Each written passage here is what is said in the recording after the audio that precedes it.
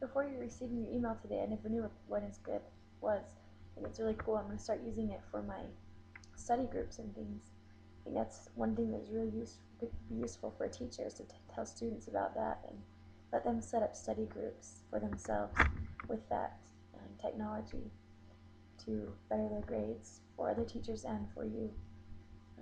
Also, this one is good could be useful for parents when you're sitting at parent-teacher conferences. Find out when is best for the parents.